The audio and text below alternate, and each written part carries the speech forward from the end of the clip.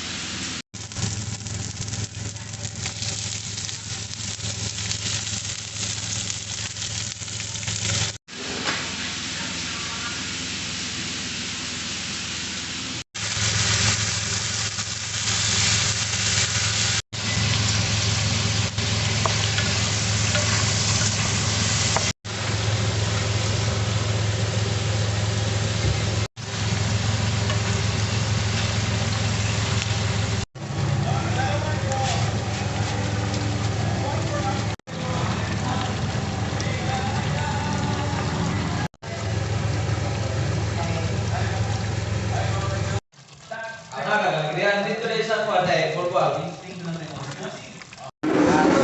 Isang tawagan si Stella kay may signal.